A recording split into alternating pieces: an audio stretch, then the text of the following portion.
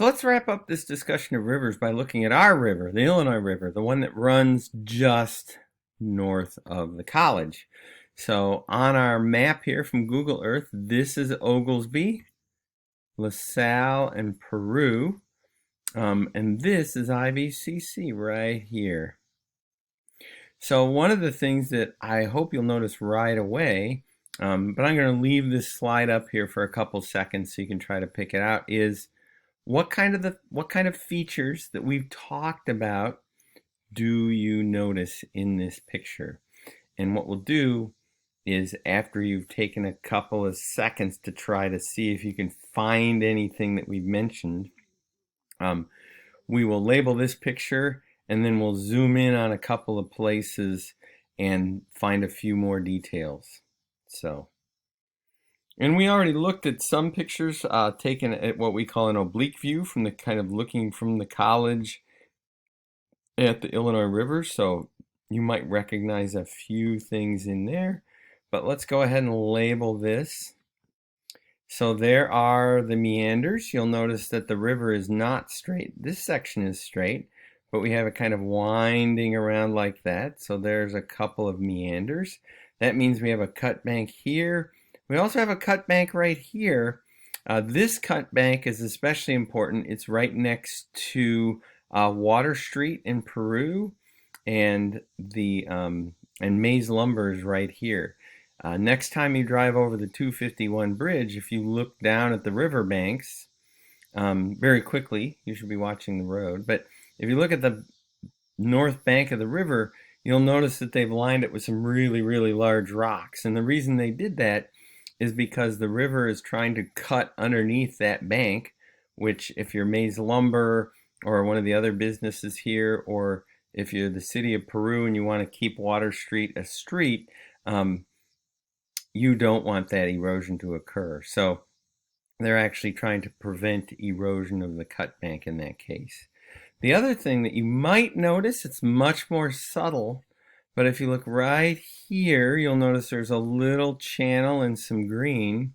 That feature is a cutoff. So there used to be another meander that came down around that way and went back up. And many, many years ago, that was cut off. We just have the remnant of the channel here. I don't know when that happened, but I would have to guess it was probably on the order of hundreds of years ago, if not more. But this channel is still present and it's still very distinct, and so that's an example of a cutoff. Next picture is going to zoom in on this area right here in the center of the photo. We just want to get a little bit closer.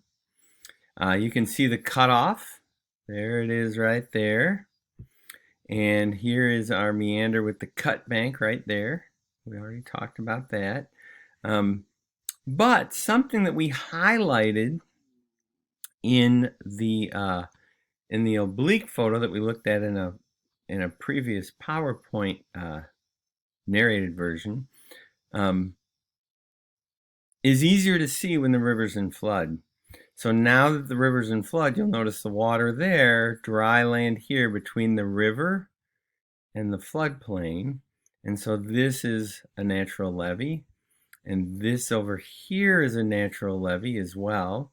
So if the river gets a little higher when it leaves its banks, it'll hit some shallow water right here, drop off some sediment because it loses energy, and that's what builds up these natural levees.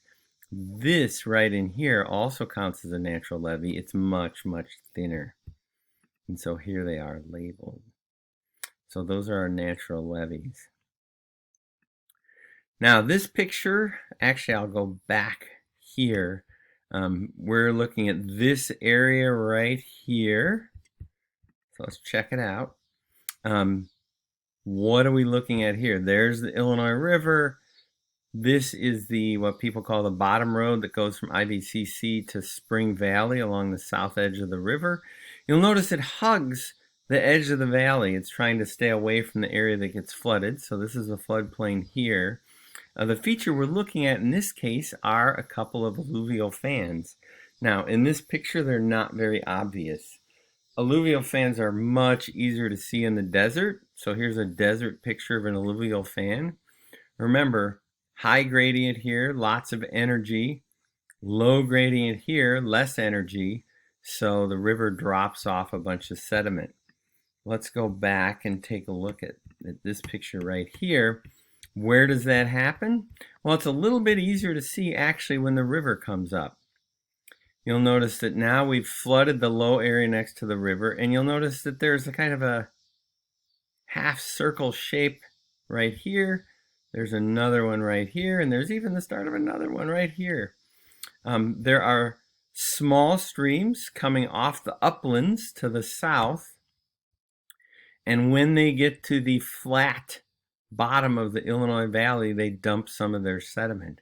Now, in this case, the local farmers have channelized or dug a trench through the middle to keep the water generally running that way so that they can plant this. Here you can see they dug it along the road and then went straight out that way. So it kind of distorts the nature of our alluvial fan, but in this historical picture, this was actually taken not too long ago. If you take a picture at the right time of the year, you can actually see the channels on the alluvial fan. So here's our fan shape. Here's our fan shape. Alluvial comes from the word alluvium, which is just the name for river sediment that we use. So it's a fan-shaped feature made of alluvium. That's where alluvial fan comes from. But you can see the distributary channels on there and on this one. So the water doesn't always stay in the channel that the farmers dug for it. And we can see our alluvial fans very clearly right here. So the last picture we're going to look at is kind of a zoom in. If I go back to this, we're zooming in on this area right here. So we've got a meander here. That is the I-39 bridge. That's the old railroad bridge. So let's come back here. Old railroad bridge, I-39 bridge. What the heck are we looking at? You can see a lot of algae in the river. Doesn't look that exciting, but when the water level in the river drops down, and now is actually a time where you can see this if you're driving over the I-39 bridge, this feature right here emerges. And this feature is a very small river delta. Now this river delta is constantly being reshaped because the Illinois River is going to pick up that sediment and move it downstream. This is not really quiet water most of the time, but this little river here, it's called the Little Vermilion, brings out enough sediment to create a small river delta. And so that's what we have going on right there. So those are some features that we've discussed that you can see along the Illinois Valley. And that is the last of the slides.